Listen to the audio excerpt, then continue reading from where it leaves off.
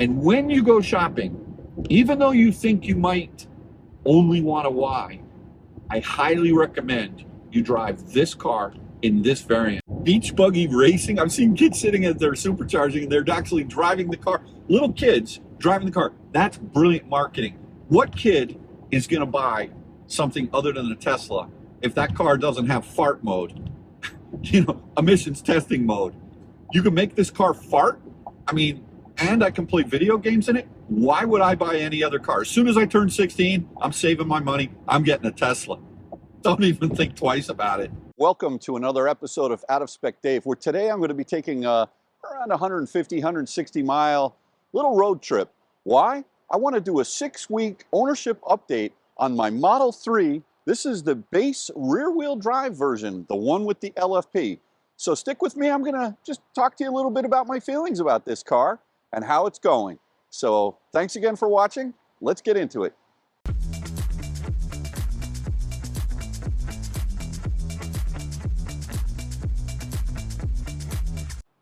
So here I am at Duchess.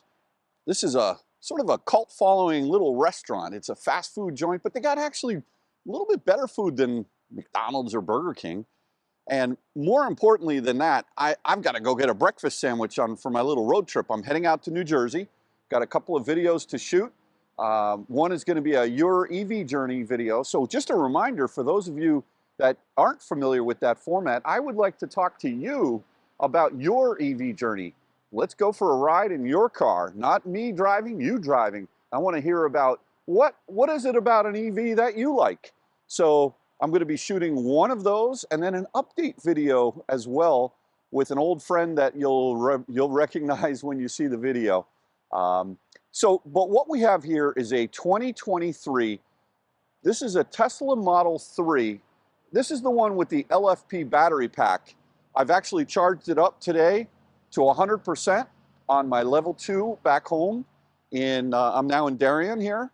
And really what you're able to do with this battery pack, perhaps not every day is not the best thing to do, but once a week, it sounds like Tesla is recommending that you top charge the battery. So the BMS kind of figures out where it's at. I don't really understand why, but the benefit of this is that you're able to actually charge this car to 100%. So I'm leaving with 100% on a roughly 150 mile road trip today. And I'm showing 268 miles on the clock, which means that I won't have to charge on this whole trip today. Now, I could charge, but maybe I will, but probably not. There's no reason to. But what a great looking little car. I have, since I bought the car, I purchased some little, center cap and actually bolt covers. I'll show you in a minute. So you can pop those, I don't know, these aero covers. You either love them or hate them. I don't really mind them. I had, in my wife's Model Y, we had those same aero covers, but they were on the 18-inch wheels, but they were actually silver. These are almost like a little bit darker color, and for some reason, I don't really mind them. So, but I've got that little kit so I can show you. I think it's like 12 bucks on eBay or Amazon or something like that. But look, this car has been great so far. The pickup's great. This is a rear-wheel drive. I drove it in some serious snow up in Utica, which I'll talk to you a little bit about. But it's a fantastic ride, and for the money, I don't think you can beat this car. That's just my personal opinion. Great car. Now, let me go in and get my breakfast sandwich, and then we'll continue. Okay, so here we are, starting off on the trip, now in Greenwich. For those of you that maybe follow the channel, you may have noticed that I made a little purchase the other day. Just a Lucid Grand Touring. I bought it pre-owned. I've been looking at the Lucids for a while, and this particular deal came up with a car that has it had less than 1,000 miles on it, and I just decided to buy that car. I have no plans on selling this Model 3 at this point in time, and what's going to be interesting is a little change of plans, that I was planning on taking this Model 3 down to Florida in a couple weeks in April when Kathy has break, She's actually down in Florida right now with 300 kids with her orchestra, band, and chorus from Fairfield Ward High School. And they're performing down there and running around the parks, having a good time. But that's not her relaxing time in Florida. That's work. But when we head down to Florida in a couple of weeks, when she does have off for spring break, instead of taking the Model 3, I will be taking the Lucid Grand Touring on that round trip. So keep your eye open for that video. That should be a fun one. I'm real curious to see how many stops I have to make in that car going down. So the Model 3, I've owned it for right around 6 weeks now. Excuse me, the breakfast sandwich isn't going down so well, although it was very good, really greasy. I like that. And you know, the day that I picked up this car at Mount Kisco at Tesla, it was super efficient. I made a video about the delivery experience, and I would suggest you watch that. I mean, Tesla, they just have it down to a science. The love of what you might get from a Mercedes or a BMW dealership or a Lexus dealership, the hand-holding, or Genesis, can't forget Genesis. The hand-holding is a little bit less, let's just say. They have it down where it's like, you know, you have this, they have this express delivery, and I'm sure if you asked for help, they would help you, but you got to be prepared when you're buying a Tesla. It's a little different experience than most. For those of you who've bought them, you know, and I love the experience. It's great. I know everything about the car. Just give me the car. Here's the money. Let me get the car. What was funny was I wanted to pay for the car by sending a wire, and I did. I said I put in the app that, all right, I want to pay for the car, just like you would pay for maybe FSD or something like that on an existing account. And it said, thank you for your payment. And I was like, okay. And I didn't even put in the right checking account where I had the money in to buy the car. And they said, you paid for the car. But I didn't pay for the car. And so I called the sales manager up in Mount Kisco, who I've known for years. And I said, listen, you know, I don't want there to be any hassles. I'm not trying to take Tesla's car, but they're telling me that I can come pick up this car and it's paid for, and it's not paid for. So he said, all right, Dave, do me a favor. Just go to the bank and get a you know, certified check and bring that. And I said, okay, that's fine. I'll do that. So when I went to pick up the car, they had it all set for me. They drove it up. They had a clipboard. I had to go over a few little pieces of paper, sign a couple of documents, and they're like, okay, see ya. And I said, well, I haven't paid for the car yet. And they go, oh no, the system says you've paid for the car. So I said, all right, look, you know, I haven't. You got a problem with your system. So anyway, I gave him the certified check, and then a week and a half later, I get a call from Tesla saying, you haven't paid for your car yet. I said, guys, look, you're building a great product. You got a super efficient process, but something went wrong in my transaction, because you're asking me to pay for a car twice, and I already bought the car. I've had it for 2 weeks. They wouldn't let me leave, and they go, oh, okay.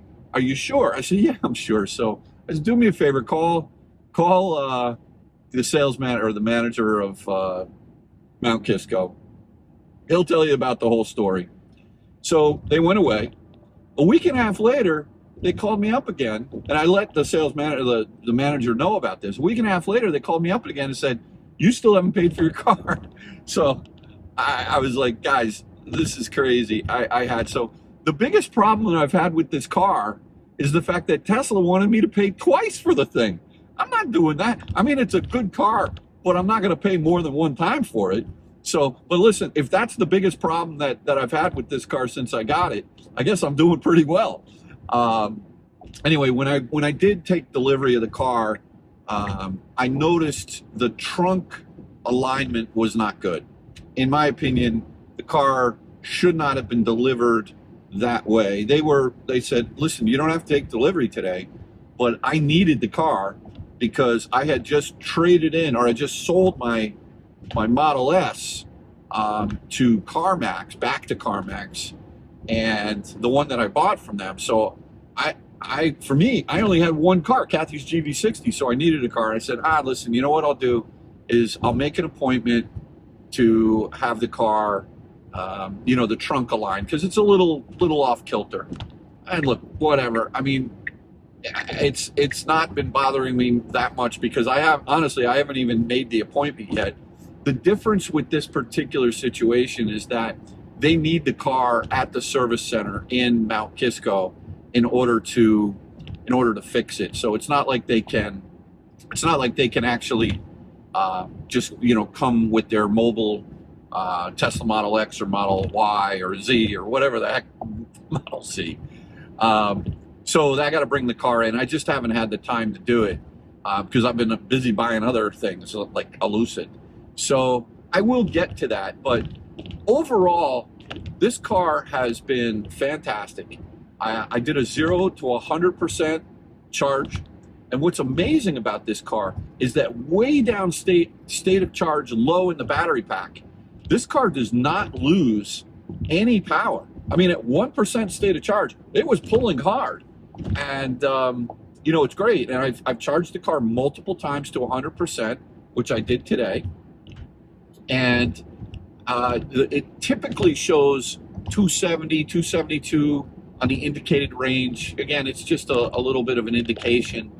But one thing is that at a high state of charge, pretty much in any EV, the regen is very different.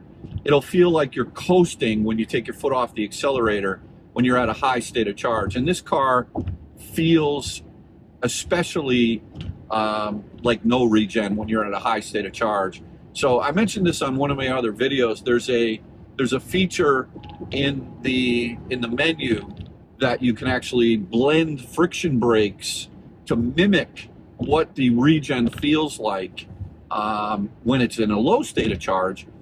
But even if you're at a high state of charge, it will replicate that same feeling of regen braking by blending friction brakes, introducing a little friction brakes at a higher state of charge. And that feature works really well. So I would recommend putting that on at a high state of charge. Now, a couple other things about this car. I have not had one problem with this car. I don't hear any creaks or rattles. This is a very bumpy section of 287 that I'm on right now in White Plains. But this car, it's amazing. It really is. There's a little bit of tire noise and wind noise, more so than the Lucid. So when I get out of the Lucid and I get into this car, you feel like this is not a $150,000 car. This is a much less expensive car, but don't let that fool you. Kyle and I put a video up on the Out of Spec Reviews channel that we believe this is the gold standard car on the less expensive side of EVs that you should really base all of your decisions on. Go drive this LFP battery pack car. It's amazing. It's really good. The LFP stands for lithium iron phosphate. Iron is ferrous, so LFP. It's a little bit of a different compound.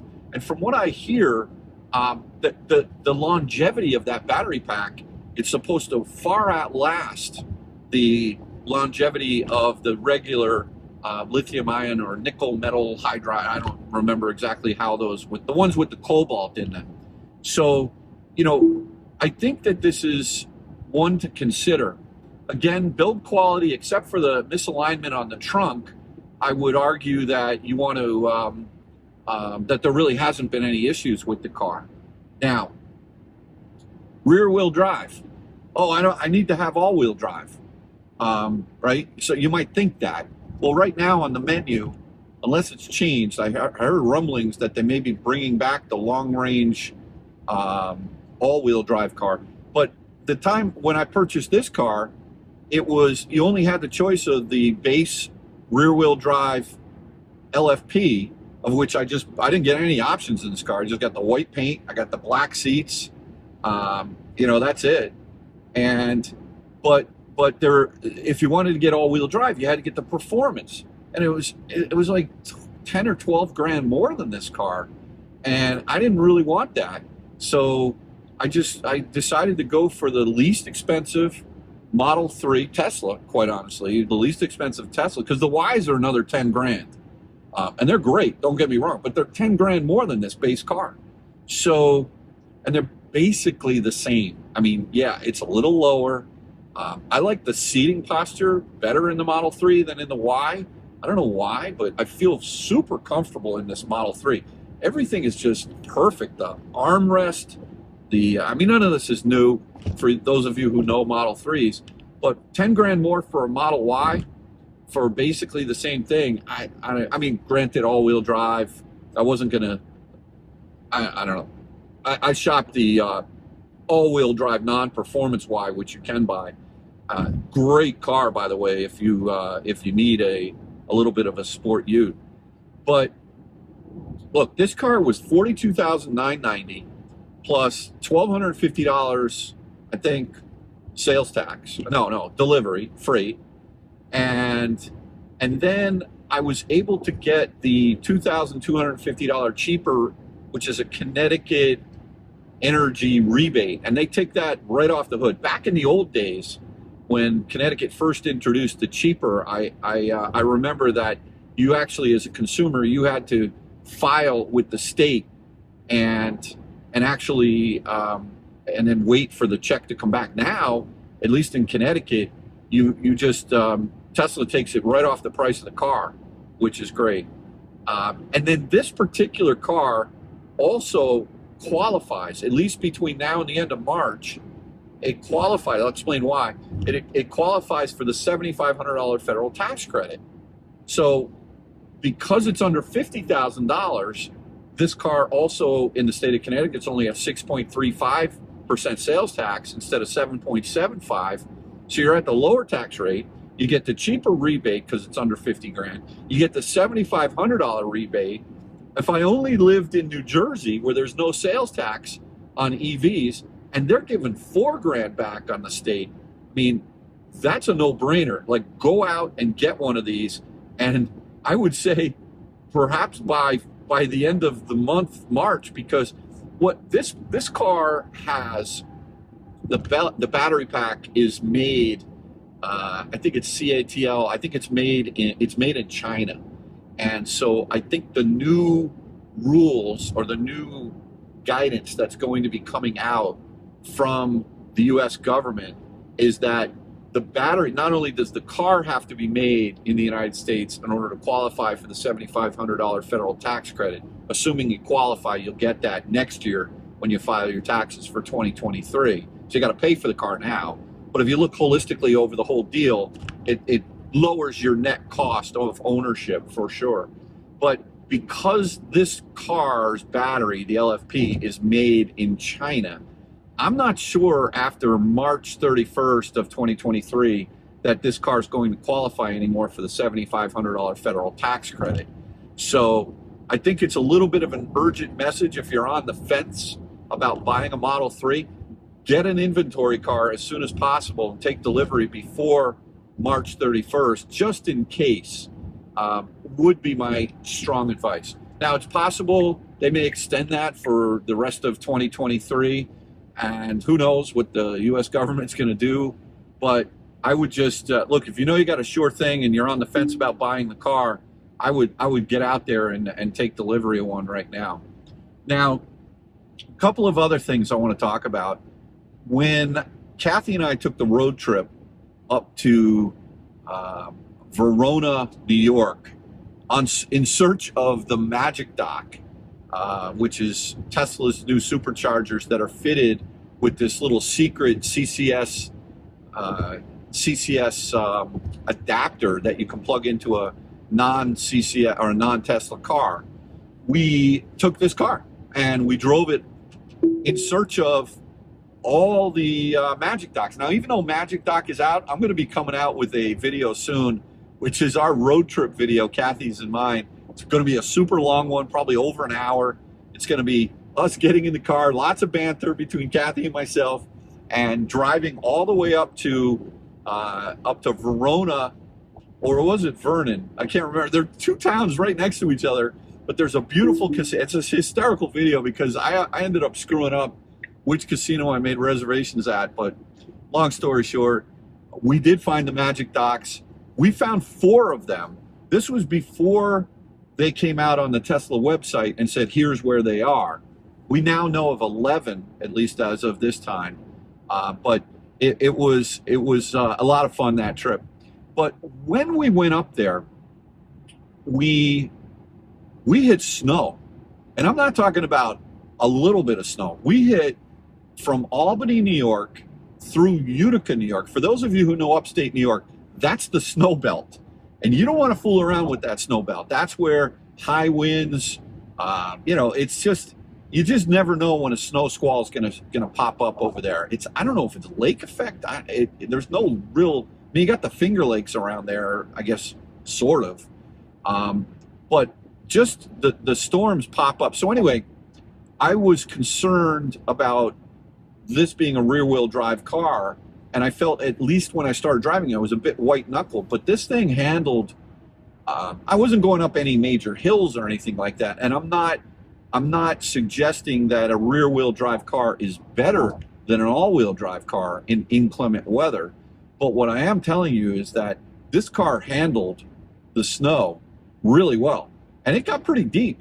So I was impressed. Now, part of the reason why this car is, I would recommend, if you live in the snowy area and you buy the rear-wheel drive Model 3, definitely get yourself some really solid snow tires. Whether they're Nokian or any other brand, and if you really want to go crazy, put some studs on them. But the reason why rear-wheel drive is actually better than front-wheel drive in a setup like this is because the motor is sitting over the rear axle. So it puts the weight down on the rear wheels. Now, if you think about a traditional front-wheel drive car like a Honda Accord or a Honda Civic or a Toyota Camry, the motor, the engine, is in the front, and the weight of the engine is pushing down on the front wheels. So front-wheel drive, at least historically, typically will handle better than an old Chevy Impala rear-wheel drive, where you got a big V8 up front and you got a rear-wheel drive. But because this car has the motor, the electric motor, sitting on the rear axle, that's what we call the 911 effect. For those of you who know Porsche 911s, the 911 has the engine in the rear, behind the rear axle, with all the weight on it, and they're notoriously very good in the snow. Same thing with Tesla Model S. For years, when Tesla Model S came out in 2012, these things were selling like hotcakes over in Norway. And believe me when I tell you, they got a lot of snow over there. And people have been driving rear-wheel drive Tesla Model S's for years in the snow. Again, good snow tires is important. But I have all-season tires on this car, and it was really good. So I was pleasantly surprised with the results of that. So that was excellent. I also went and filmed. I was just curious what the let me check my stats here. Okay, I also went and charged this car on the Magic Dock up in Brewster, because I was curious to see how this would charge with a CCS, with my CCS adapter. And I kind of wanted to fake out the Magic Dock, and I had some fun playing with that. So let's talk about charging. This car has a 60.6 kilowatt hour battery pack. That's its entire size. Usable, I think, is 57.5 or 58 kilowatt hours usable. And because of the way this car is designed, I don't really know, it only will charge at a maximum of 170 kilowatts at a V3. And I haven't actually charged this car in a V2 yet to see what it will pull, but it won't pull the full 250 at peak and then taper off. It'll pull at most, the most I've seen has been 173, Interestingly enough, I pulled 173 when I was at the Brewster Magic Dock using my CCS combo. Only 1 kilowatt hour better than when I plugged in with the NACS, the Tesla adapter or Tesla connector, just the regular plugging into the Tesla. So, yeah, no, look, the charging is great. I think this car, I wouldn't hesitate to take this car anywhere. The network, as we all know, the Tesla network, it's everywhere. You know, you got a solid 220, 230 miles of range, even though the car has EPA rated 272. I'll be doing a road trip in this car for sure. As a matter of fact, I think I'm going to take this car down to Florida in June, and we'll keep it down in Florida for the summer, I think. And so we'll be able to see how that thing road trips there. But look, it charges very fast, and it's a super efficient car. That's something else you need to consider, that it's very small, light, and nimble, easy to park, easy to live with every day. I've been daily driving this car to my workplace, going to get groceries. It's got a great turning radius. So, you know, look, this car is just awesome for the money. I mean, you know, not that long ago, people were paying a lot more money for these cars before Tesla lowered the prices on them. And I know there are a lot of people upset at Elon and company for doing that. But look, you know, look forward, not back. If you haven't purchased one of these Tesla Model 3s, I can tell you after 6 weeks of ownership, I'm super happy with this car. And, you know, this is a great, great car. So I hope this little video helps you with your buying decision. Whatever you're considering to buy, whether it's an Ioniq 5, maybe you want to get a Polestar, maybe you're thinking about an ID4, be careful about the tax credits. Make sure that you research whether or not the car that you're purchasing qualifies under the new rules for the federal $7,500 tax credit. Know that, because the economic decision, it's not just, oh, I like the ID4. Well, if you buy a 2022 ID4, I'm not sure that one qualifies because it was made in Germany. But a 2023 that's made in Chattanooga will, ID4. So just be a little careful and make sure you research whatever you're buying so you can nail down the economic decision first, and then go shopping. And when you go shopping, even though you think you might only want a Y, I highly recommend you drive this car in this variant. The stated miles or 0 to 60 is 5.8 seconds. This thing feels fast. You don't need more than this. I mean, if you do, go buy the performance. I'm not telling you don't need it. I'm just saying for the average person, daily driving, this car is zippy. Let's not forget, back in the 60s and the 70s, if there was a car that was doing 0 to 60 in under 6 seconds, that was insane. That was, you know, crazy fast. So here you got the base model Tesla for, you know, overall, after all factors, in my case, living in Connecticut, this car out the door, holistically, oh, nice 911, beautiful. Oh man, don't buy a Tesla, get a Porsche 911. No, I'm kidding, get a Taycan. But, you know, like this car, like I said, it's at 0 to 60, 5.8 seconds. It's amazing, but drive this car even if you're thinking about getting the Model Y, because you'll save a lot of money. And every time you get in this car and you know that you paid 10 grand less, and for those few days, especially depending on where you live, where you'd feel more comfortable having all-wheel drive, 10 grand, that's a lot of money. One thing this car does, this Model 3, and quite honestly, all the Teslas do, is amazing low stop and go. And the way with which this car so elegantly and smoothly, when you are at a stop, let's say you're using one pedal driving and you've got auto hold on, all you need to do is just touch the accelerator slightly and the car just so smoothly starts to accelerate. And when you come to a stop and you've got your foot off the accelerator, and let's say you've timed it perfectly so you don't have to use the friction brake at all to come to a stop, when this car comes to a stop, it comes to a stop so smoothly, just beautifully. My Lucid doesn't do that. And it's remarkable to me that Tesla has refined the little things. I mean, the Lucid's unbelievable, don't get me wrong. But this Tesla, without a doubt, is much smoother. And again, I reemphasize, every Tesla I've ever driven, they just have it down to a science as far as the smoothness. And one would think that Lucid would have it just as good. It bucks a little bit when you come to a stop. It's smooth, and then you get this little jolt. And then when you start to accelerate from a stop, you feel like it's almost like the friction brakes are gripping, and then it releases, and then you have to push through that, and then it goes. And I don't care which mode you're in. If you're in smooth, swift, sprint, doesn't matter. So really, really good, low speed stop and go.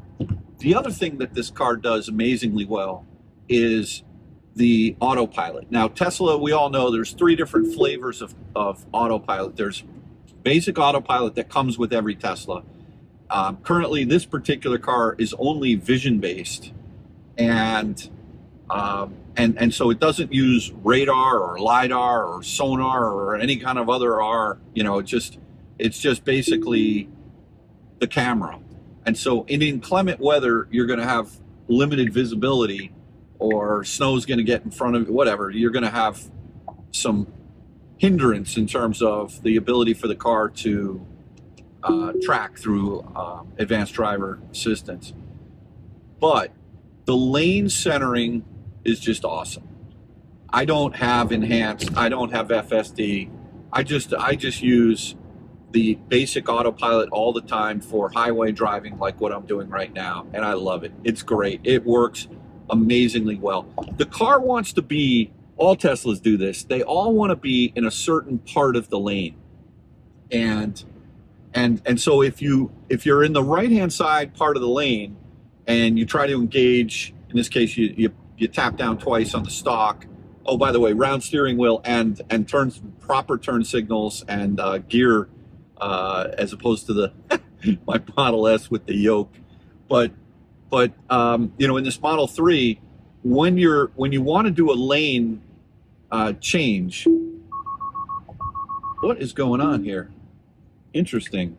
I guess it didn't like, I don't know what it didn't like, but I'm fine when it doesn't like something. I'm okay with that. Anyway, the lane changing with this Tesla, the way that it works is when you're in autopilot, you're doing lane centering, you're doing adaptive cruise, like I am right now. As soon as I put on the turn signal, nothing happens. I still have lane centering on, but I put the slightest bit of torque to steer over to the left-hand lane, and the car releases the lane centering. Now, once you get the lane on the left-hand side, then you have to re-engage. And sometimes when you re-engage, if you're too far to the right, it kind of swerves you over a little bit. I think they could probably refine that a little bit better, soften that. Tesla could. But, in the Lucid, when you are traveling down the lane, if you want to put your turn signal on, it does the same thing, where it's going to continue, even with your turn signal on, it's going to continue with the lane centering, but the torque that's required to get the car to take the next lane is too much. And they need to refine that little piece as well, in addition to the low speed refinements. So Tesla's got it down here. The only difference is that with both the EGMP, let's say the HDA1 cars or the Lucid, as soon as you take the lane, they re-engage into the next lane. Whereas with Tesla, you have to double tap again to re-engage autopilot. But just phenomenal for the price point to have this is autopilot. Excuse me. But for the price point in this car to have autopilot with lane centering and adaptive cruise, do you know that In order to get lane centering on a $107,000 Lucid Touring, you need to buy a $10,000 option, which is called Dream Drive Pro. And Dream Drive Pro gives you LiDAR, radar, sonar, and the hint of full self-driving at least sometime down the road. But right now, today, if you just want to do basic lane centering, you got to buy Dream Drive Pro for 10 grand. This car comes with that. And quite honestly, FSD, it's not for me. I don't want to have a car drive around in the city. I put a video up with Kyle. I mean, it's hysterical what this car does. I know it's beta, but man, I'll tell you what, the thing does some crazy stuff. And I know there's a lot of people out there that say, oh, it's great. And it is great. It's amazing what it's doing. But I think it's downright dangerous. That's my own personal opinion. I'm not afraid to say it. So I would say if you're using FSD, be really careful out there. Enhanced, I get enhanced. But they want $6 grand for enhanced. Is it $6 grand? I think so. I think it's $9 grand for full FSD if you have enhanced. So it's like $15,000 to get FSD. When you look at it that way, maybe Dream Drive Pro for 10 grand's a bargain. But, you know, it's amazing that the base car in Tesla comes with Autopilot. In order to have lane centering on a Lucid, much more expensive car, you got to pay 10 grand to get the full Dream Drive Pro. So, look, hats off to Tesla. This is some package. It's just amazing. A couple of other points about this car that I think are worth noting. The bass in the stereo, a lot of people say, oh, it doesn't have the subwoofer. Unless you're like some aficionado, you're going to be fine with the stereo in this base Model 3. It sounds great. You know, it's acceptable. Again, these things are somewhat subjective, but I don't think you're going to sit home and write home and complain, oh, I wish I bought the bigger car or the fancier car because the stereo's terrible. The stereo's fine. I mean, it cranks. It's really good. And let's not forget, if you're new to Tesla, you get a lot of fun toys in this car. So, for example, you get the ability, when the car is stopped, to watch Netflix movies on this 15-inch horizontal screen. You can watch YouTube videos on this horizontal screen. TikTok, Disney Plus, Hulu, and then there's a whole bunch of Tesla tutorials that are built into this car that are amazing. There's also video games, arcade, Stardew Alley, Cuphead, beach buggy racing. So go drive this Model 3. Anyway, thanks again for watching another episode of Out of Spec Dave. We'll catch you on the next one. Take care now.